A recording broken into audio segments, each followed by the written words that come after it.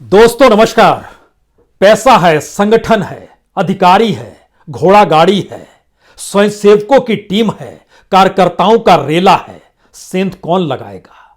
जो उत्तर प्रदेश आपको अभी दिखाई दे रहा है, धीरे धीरे चुनाव थोड़ा और करीब आने दीजिए। यह वो उत्तर प्रदेश नहीं होगा जहां गरीबी और मुफलिसी का जिक्र होता हो, बेरोजगारी का जिक्र होता हो, इंफ्रास्ट्रक्चर गायब हो चला हो, जमीन पर इसका जिक्र होता हो। इन सब से इतर खूब पैसा है। हर सीट पर 100 से 500 करोड़ रुपए अगर लगे हुए हों, हर सीट पर अगर तकरीबन 1 से 2 लाख कार्यकर्ताओं की भीड़ आपको नजर आ रही हो और हर सीट पर आपको अधिकारियों का रेला घोड़ा गाड़ी के साथ नजर आने लगे, तो समझ जाइए उत्तर प्रदेश चुनाव रंगत में आ चुका है। और इस रंगत में मायावी बीजेपी में सेंध लगाने की स्थिति में क्या वाकई अखिलेश यादव हैं? यह सवाल इसलिए महत्वपूर्ण हो चला है कि यह मायावी तत्व सिर्फ पैसे, पूंजी, संगठन, कार्यकर्ता, स्वयंसेवक के आश्रय नहीं है। इसमें जातियों का सम्मिश्रण भी है, उसमें उम्मीदवारों का चयन भी है, उसमें कहीं ना कहीं दूसरे की राजनीति के सामने खड़े होकर किसी तीसरे को लाभ दे पाने की सोच भी है। यही है मायावी बीजेपी। क्या वाकई अखिलेश यादव सेंध लगा पाएंगे? यह सवाल इसलिए बड़ा महत्वपूर्ण है क्योंकि अगर आप मायावी शब्द में मायावती को खोज रहे हैं तो चलिए आज उनके अतीत को टटोल लेते हैं। मायावती ने हर किसी के साथ हाथ मिलाया, चुनाव लड़ा, सत्ता बनाई। बीजेपी के साथ 3 बार, समाजवादी पार्टी के साथ 2 बार, कांग्रेस के साथ 1 बार। लेकिन यूं समझ नहीं पाइएगा, इसके पन्नों को जब आप पलटना शुरू कीजिएगा तो आपके जहन में तुरंत सवाल होगा, क्या वाकई मौजूदा वक्त में मायावी का मतलब यही है? जी नहीं। मायावी का मतलब तो यह है कि बीजेपी हर सीट पर क्या वाकई 100 से 500 करोड़ रुपया खपाने को तैयार है? क्या वाकई आरएसएस की पूरी टीम मौजूदा वक्त में पश्चिमांचल यानी पश्चिमी उत्तर प्रदेश की हर सीट पर पहुंच चुकी है और 2 लाख से ज्यादा स्वयंसेवक घर घर घूमना शुरू कर चुके हैं? वो जान रहे हैं, समझ रहे हैं कि उन्हें कैसे एक एक करके कदम आगे बढ़ाना है। 2 लाख स्वयंसेवकों की तादाद, 10 लाख बीजेपी के कार्यकर्ताओं का रेला, और ऐसे में सत्ता प्रशासन का अपना अधिकारी और अपना उसका गाड़ियों का रेला। इस धमाचौकड़ी के भीतर क्या मायावती का जिक्र पहले किया जाए या इन परिस्थितियों को पहले बतलाया जाए? हमें लगता है कि मायावती का जिक्र इसलिए जरूरी है क्योंकि चुनाव है, राजनीतिक की समझ होनी चाहिए यहां पर। तो जरा समझिए, 1993 मंडल कमंडल के बाद पहला चुनाव, जब संघर्ष के आसरे पूरा देश उत्तर प्रदेश और दिल्ली को देख रहा था, उस वक्त नया प्रयोग हुआ था। मुलायम और काशीराम एक साथ आ गए थे और नारा निकल पड़ा था, मिले मुलायम काशीराम, हवा में उड़ गए जय श्री राम। यह एक ऐसी परिस्थिति थी जिसके बाद समाजवादी पार्टी की सरकार बनी थी। मुलायम सिंह मुख्यमंत्री बने थे और मुलायम सिंह के मुख्यमंत्री बनने के बाद जब बीएसपी ने यानी मायावती या काशीराम ने उस वक्त सोचा अब समर्थन वापस ले लिया जाए, तो वहां पर गेस्ट हाउस में मीटिंग बुलाई गई और जिस गेस्ट हाउस में मीटिंग बुलाई गई उस गेस्ट हाउस को उस वक्त समाजवादी पार्टी के कार्यकर्ताओं ने घेर लिया। कौन कैसे बचा यह अतीत की कहानी है, लेकिन मायावती का पहला साथ समाजवादी पार्टी के साथ हुआ, यह इतिहास में दर्ज है। उसके अगले की कड़ी में जब आप पहुंचते हैं तो सामने बीजेपी आकर खड़ी हो जाती है और बीजेपी के साथ मिलकर मायावती सरकार बनाती है। तय होता है 6 महीने। 6 महीने सत्ता में रहती है और उसके 6 महीने के बाद जैसे ही कल्याण सिंह को मुख्यमंत्री बनना होता है, गद्दी सौंप देती है, लेकिन तीसरे दिन ही समर्थन वापस ले लेती है।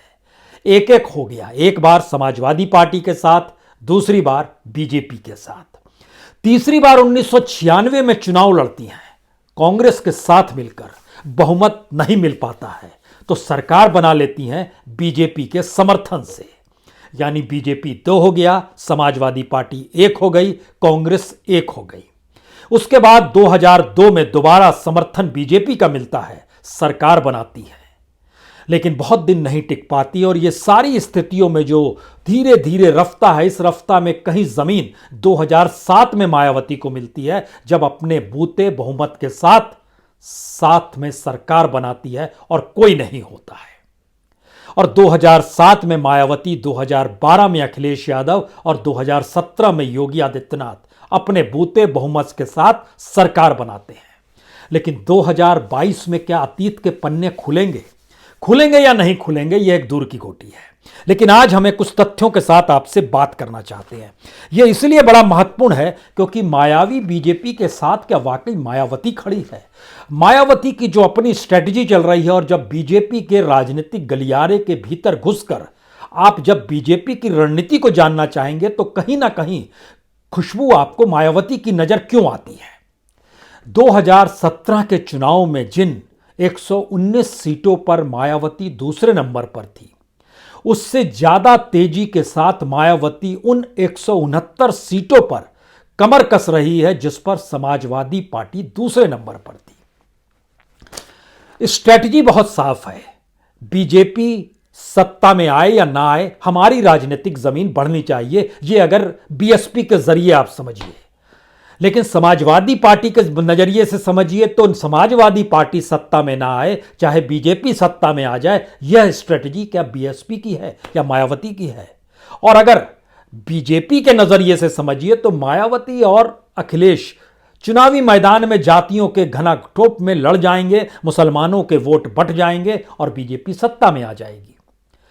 अब जरा इसके बेसिक तत्व को समझिए जिस बात का हम आपसे जिक्र कर रहे हैं। 169 सीट ऐसी थी 2017 में जिस पर अखिलेश यादव दूसरे नंबर पर थे। मायावती को क्या वहीं पर सेंध लगानी है, और स्ट्रेटजिकली मायावती जिन उम्मीदवारों को चुन रही है उस उम्मीदवारों की फहरिस्त में मुसलमानों के नाम सबसे ज्यादा होंगे। दूसरी तरफ अगर आप देखना शुरू करें पश्चिम की सीटों पर जहां घोषणाएं उम्मीदवारों की हो गई है, अखिलेश यादव और आरएलडी ने मुसलमानों को तरजीह नहीं दी है। उसमें अगर एक जिला, अगर आप मुजफ्फरनगर भी चुन लें तो उसकी 6 सीट पर एक भी मुस्लिम कैंडिडेट को नहीं दिया है, क्योंकि कतई भी किसी भी रूप में अखिलेश नहीं चाहते हैं कि कोई धर्म की लकीर किसी रूप में नजर आए या फिर 2013 का मुजफ्फरनगर दंगा जाग जाए। लेकिन मायावी बीजेपी के जिक्र हम इसलिए यहां पर कर रहे हैं क्योंकि मायावी बीजेपी राजनीतिक तौर पर किसे साधेगी, कैसे साधेगी, ये एक हाथ है। दूसरे हाथ में जो पैसा प्रति सीट लगने वाला है वो तकरीबन 100 से 500 करोड़ का लगेगा। जो संगठन है उसकी जो मौजूदगी है, अभी तक आपने बूथ लेवल पर देखा है, पहली बार घर के लेवल पर देखेंगे, यानी घर तक जो चिट पहुंचाएगा। जो निर्वाचन आयोग का कोई अधिकारी होना चाहिए उसके जरिए चिट पहुंचनी चाहिए, वहां पर भी आप संगठन की मौजूदगी बीजेपी के छोटे स्तर के कार्यकर्ताओं के जरिए देखेंगे, और उन कार्यकर्ताओं को कहीं ना किसी रूप में भुगतान भी होगा। यानी वो मेहनत मशक्कत फ्री में नहीं करेंगे, पैसा उसमें भी खप रहा होगा। बूथ स्तर पे भी जो संभालता है पैसा उसको भी दिया जा सकता है। क्या इतनी बड़ी तैयारी कर पाने की स्थिति में अखिलेश यादव हैं? संगठन के बाद अधिकारियों की परिस्थिति में जैसे ही आप आइएगा तो तकरीबन 1600 से ज्यादा थानों में जिनकी भर्तियां हैं और जिन्हें देखना है, क्या वहां पर कोई सेंध लगा पाएगा? 1600 थानों में क्या वाकई जातिवाद घुस चुका है? डीएम और एसपी के स्तर पर तो हमने मान लिया, देख लिया, लेकिन थानों के स्तर पर है तो फिर यकीन जानिए थानों के स्तर पर भी यह परिस्थिति पहुंच चुकी है। तो फिर चुनाव आयोग क्या करेगा, यह सवाल आपके जहन में हो सकता है। लेकिन मायावी बीजेपी सिर्फ यही नहीं रुकती है, उसके अपने कार्यकर्ताओं की फौज जो है वो तकरीबन 10 लाख एक मुश्त है। 10 लाख एक मुश्त का मतलब यह होता है कि जिस भी फेजेस में इलेक्शन होंगे ये 10 लाख कार्यकर्ता जो है फेज वाइज मूव करेगा। पहले फेज में 10 लाख काम कर रहे होंगे, वो सेकंड फेज में धीरे धीरे उसके बाद से निकलना शुरू हो जाएंगे, फिर थर्ड फेज में पहुंच जाएंगे। इन 10 लाख के समानांतर तकरीबन 20 से 25 लाख कार्यकर्ता पूरे उत्तर प्रदेश में उस जमीन को बनाने में लगेंगे और उस परसेप्शन को जगाने में लगेंगे जहां पर कोई सेंध लगा नहीं सके।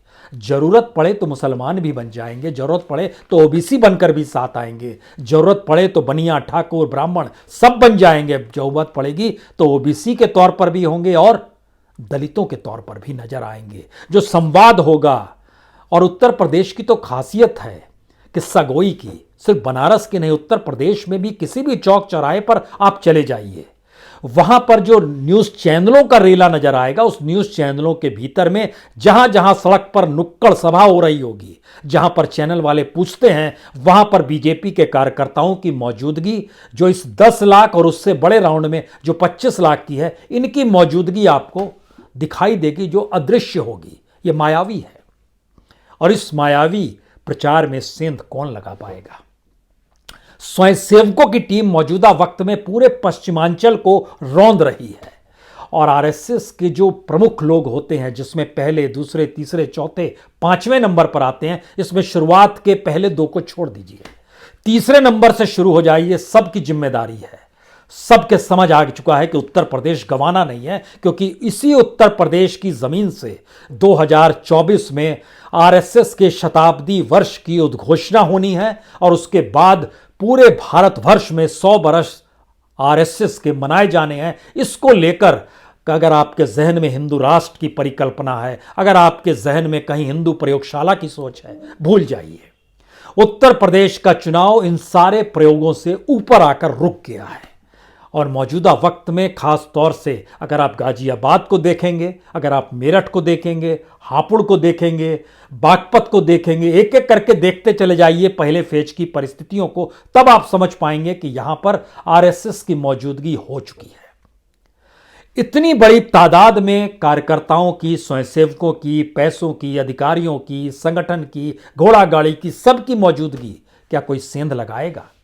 और यह परसेप्शन डेवलप करना है लोगों के भीतर कि दरअसल इससे पहले क्या होता था, क्या भुगतते थे। भूल जाइए, तत्काल में आप बेरोजगार हैं, तत्काल में किसानों के सामने मुश्किल हालात है, तत्काल में युवाओं के सामने मुश्किल हालात है। भूल जाइए इन बातों को याद रखिए कि दरअसल एक योगी सत्ता में है जो ईमानदार है, कर्मठ है, करप्ट नहीं है, कानून व्यवस्था को दुरुस्त करने में माहिर है, उसी को याद रखिए।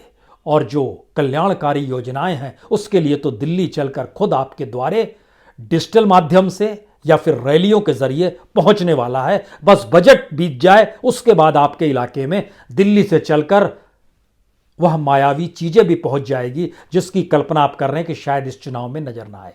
जरूर नजर आएंगे। प्रधानमंत्री मोदी की रैली आपके द्वार पर जरूर होगी। एक रैली के दायरे में कम से कम 25 सीट आ जाए, इसकी व्यवस्था भी की जाएगी। होगा, ये होगा। तो इसमें सेंध कैसे लगा पाएंगे? दूसरी बड़ी बात है, जब आप पश्चिमी उत्तर प्रदेश को देखते हैं, यहां पर 45 सीटों पर बीएसपी जो थी दूसरे नंबर पर थी 2017 के इलेक्शन में, लेकिन 51 सीटों पर समाजवादी पार्टी दूसरे नंबर पर थी। उन 51 सीटों पर जो उम्मीदवारों का चयन है, उसको इस मान्यूटली करना है बीएसपी को, जिससे राजनीतिक तौर पर समाजवादी से आगे बीएसपी नजर आए। और गठबंधन की राजनीति बीएसपी ने नहीं की है, गठबंधन की राजनीति आरएलडी के साथ समाजवादी पार्टी ने की है।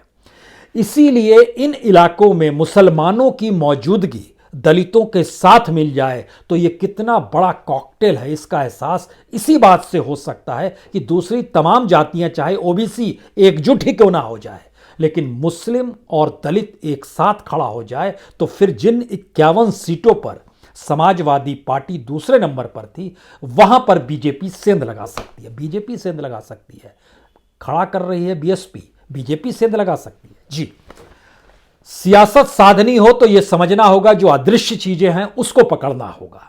समाजवादी पार्टी के जहन में यह कतई नहीं है कि पश्चिमी उत्तर प्रदेश की 45 सीटों पर जहां बीएसपी दूसरे नंबर पर रही थी, वहां के उम्मीदवारों का चयन जो बीएसपी कर रही है, उनके उम्मीदवारों का चयन बीजेपी के उम्मीदवारों के चयन के साथ मेल मिलाप कर रहा है। दोनों की जातियां, दोनों के धर्म कभी नहीं टकरा रहे हैं इन सीटों पर। हो सकता है समाजवादी पार्टी और आरएलडी के उम्मीदवारों की जाति टकराए बीएसपी के साथ, टकराए बीजेपी के साथ, लेकिन इन दोनों के आपस में आपको कहीं टकराते हुए नहीं दिखाई देंगे। ऐसा नहीं होगा कि मायावती ने किसी ब्राह्मण को खड़ा कर दिया तो उसी सीट पर बीजेपी ब्राह्मण खड़ा कर देगी, नहीं होगा। कहीं ठाकुर खड़ा कर दिया तो ठाकुर खड़ा कर दे, ऐसा भी नहीं होगा। कहीं दलित खड़ा कर दिया तो दलित सीट भी बीजेपी दे चुकी होगी, ऐसा भी नहीं होगा। और मुसलमान तो बीजेपी हाय तौबा करती है तो वह उसके साथ तो खड़ी नहीं होगी। हम जिन बातों का जिक्र आपसे कर रहे थे कि मायावती अतीत में मुलायम सिंह के साथ जब रही तो मुलायम सिंह 1 साल 181 दिन सीएम रहे थे, लेकिन मायावती जब बीजेपी के साथ आई तो वह भी 137 दिन पहली बार 95 में सीएम रही थी बीजेपी के समर्थन से। दूसरी बार 97 में जब सीएम बनी तो ये सिर्फ 184 दिन ही रह पाई बीजेपी के समर्थन से, और तीसरी बार जब बीजेपी के समर्थन से आई तो 1 साल 118 दिन रह पाई 2002 में। उसके बाद फिर मुलायम सिंह यादव आ गए और उसके बाद सिलसिला उत्तर प्रदेश का बदल गया। लेकिन पहली बार 2022 में अतीत के सारे राजनीतिक प्रयोगों का इस्तेमाल 2022 में हो रहा है, क्योंकि बीते 30 साल में उत्तर प्रदेश की जनता के भीतर यह सवाल है कि हम किसे जिताते हैं और हमारे पास क्या मिलता है। और फिलहाल पराकाष्ठा पर है उत्तर प्रदेश के भीतर की समझ और त्रासदी दोनों। समझ और त्रासदी का मतलब यह है कि अगर बेरोजगारों के सामने कौन से विकल्प हैं, दलितों के सामने कौन से विकल्प हैं, मुसलमानों के सामने कौन से विकल्प हैं, ब्राह्मण और ठाकुरों के सामने कौन से विकल्प हैं, इसको अगर उलझा दिया जाए तो वह पुराने वोट बैंक पटने लगेंगे क्या। और जो आप इस दौर में इलेक्शन सर्वे भी देख रहे होंगे तो आप हैरत में आ जाते होंगे। एक सर्वे दिखा दिया गया कि मायावती का परसेंटेज ऑफ वोट जो है वह 11% पे आ गया। क्या कल्पना की जा सकती है? जो कि मायावती बीते 30 वर्ष में कभी भी 11% पे वोट नहीं आई और 20% से ज्यादा वो हमेशा रही। समाजवादी पार्टी और बीएसपी की खासियत यही है कि ये 20 से 30% के बीच में झूलते रहे, और 2017 में बीजेपी ने इस 20% को नहीं छुआ और छलांग खुद लगा दी 34% से ज्यादा, जिसकी कल्पना उससे पहले की जाती थी। लेकिन 2022 का इलेक्शन आकर अटक गया है। जिसके पास भी 34% वोट आ गए वो सुपड़ा साफ कर देगा सबका। किसके पास आएंगे? क्या समाजवादी पार्टी के पास आ जाएंगे? अब यहां से फिर एक और सवाल शुरू होता है। जब इतनी मायावी है, हम एक जिक्र आपसे कर रहे थे कि बीएसपी ने मुसलमानों को टिकट दिया है, समाजवादी पार्टी और आरएलडी ने मुसलमानों को टिकट नहीं दिया है। हम इसमें एक सीट खासतौर से जिक्र करना चाहते हैं, जैसे मीरापुर की सीट है। ये मीरापुर की सीट मुजफ्फरनगर की 6 सीटों में से एक आती है। अगर याद कीजिए तो 2017 में यहां से समाजवादी पार्टी के जो उम्मीदवार थे वो लियाकत अली थे। लियाकत अली पूरे उत्तर प्रदेश के चुनाव में सबसे कम वोटों से हारे थे, 198, यानी 200 से भी 2 वोट कम से वो हार गए थे। लेकिन इस बार समाजवादी पार्टी ने उन्हें टिकट नहीं दिया, तो जाहिर है लियाकत अली नाराज हो जाएंगे। रास्ता बीएसपी का बचता है, और तो कोई रास्ता बचा नहीं इस पूरी प्रक्रिया के भीतर में। अगर चुनाव जीतना और समझना है तो यह जरा समझने की कोशिश कीजिए कि आखिर वो कौन सी परिस्थिति है जहां पर लियाकत अली जो 193 वोट से हारे थे, 5 वोट और भी खारिज कर दिए गए थे, 193 वोट से हारने वाले शख्स की जगह चंदन चौहान को उतारा गया है। और इसके बाद तमाम मुजफ्फरनगर की सीटों को आप देखिएगा, बुढ़ाना की सीट, चरथावल की सीट, पुरकाजी की सीट, मुजफ्फरनगर की सीट, खतौली की सीट और मीरापुर की सीट, सभी सीटों पर कोई भी मुसलमान समाजवादी पार्टी और आरएलडी ने नहीं दिया है। इसका पहला मैसेज क्या आया आपके जहन में? पहला मैसेज ये आया कि बहुत संभल कर एसपी और आरएलडी भी फूंक फूंक कर कदम रख रहे हैं, और उन्होंने समझ लिया है कि इस मायावी बीजेपी में सेंध लगानी है तो बीएसपी पर ध्यान देना होगा। और बीएसपी ने इस पर ध्यान दे दिया है कि अगर उसको अपना विस्तार करना है तो समाजवादी पार्टी के कैंडिडेट्स पर ध्यान देना होगा। हम यहां पर एक चीज और आपको बताते हैं, जो स्टडी बड़ी शानदार निकल कर आई, कि दरअसल अपने तौर पर मुसलमान और दलितों को जो आप मिलाते हैं ये तकरीबन 38% लगभग बन जाते हैं। ओबीसी 38% एकजुट कभी हो नहीं सकता है। कुल मिला के 45% के लगभग माना जाता है, 45-47% ओबीसी है जो अभी तक का डाटा निकल कर आया है। तमाम जगहों का एवरेज निकाला गया, हालांकि ओबीसी कहते हैं हम तो 52% है, उस पर मत जाइए। ओबीसी को 45 से 47% लगाइए। अगर ये एक साथ भी निकल कर आते हैं तो भी इस ओबीसी के भीतर में जो लगभग 7% ऐसी जातियां हैं जो उनकी परिस्थिति दलितों के साथ और उनके साथ खड़ी हुई ज्यादा है, उसका वोट शिफ्ट हो जाता है हमेशा मायावती के साथ में। पहली स्थिति ये आ गई। दूसरी स्थिति है जो अपर कास्ट है, लगभग 15-17% जो बताते और माना जाता है, उसमें भी सेंध लगाने की परिस्थिति में वह लोग आ जाते हैं, मायावती उसके साथ खड़े हो जाते हैं, जिन्हें पता होता है कि दलित वोट बैंक एक साथ, मुलायम साथ में, और हम अपर कास्ट से निकल कर आ गए तो हमें ओबीसी की जरूरत ही नहीं है। मायावी बीजेपी इसे बाखूबी समझ रही है। उसके उम्मीदवारों पर ध्यान दीजिएगा, वो दो ही चीजों पर दांव लगाएगी। पहला बड़ा दांव ओबीसी पर, दूसरा बड़ा दांव दलितों पर। जहां पर वो दलितों पर दांव लगा रही होगी वहां पर मायावती दलितों पर दांव नहीं लगा रही है।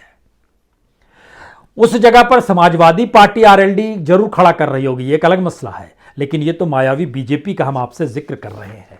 दूसरी स्टडी बहुत साफ बतलाती है कि जो मुस्लिमों को लेकर एक सवाल बार बार ये निकल कर आता है कि मुस्लिमों की परिस्थितियों में कोई सुधार किसी कालखंड में नहीं हुआ है, चाहे एमवाय समीकरण का जिक्र करते हुए 2012 जीत गए हों, और ब्राह्मणों की परिस्थिति में भी कोई सुधार उस काल में भी नहीं हुआ जहां ब्राह्मण और दलितों को मिलाकर 2007 में मायावती साथ में निकल कर आ गई। शायद इसीलिए 2022 का चुनाव इसलिए महत्वपूर्ण है क्योंकि यह पुराने तमाम समीकरणों को साध रहा है और आगे बढ़ने की दिशा में अपनी सत्ता को बनाने चाह रहा है।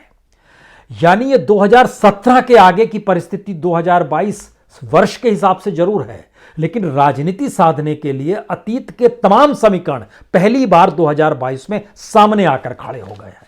और आखिरी बात, जिस बात का जिक्र बार बार इस चुनाव में हो रहा है कि बड़े अपराधी हैं, इन अपराधियों पर कौन टिकट दे रहा है, और समाजवादी पार्टी में तो तमाम दंगा करने वाले लोग हैं। हमें लगता है सच जान लीजिए, 2017 की विधानसभा जब सजी थी तो उसमें हर तीसरा विधायक दागी था, हर तीसरा विधायक बीजेपी के भीतर भी दागी था।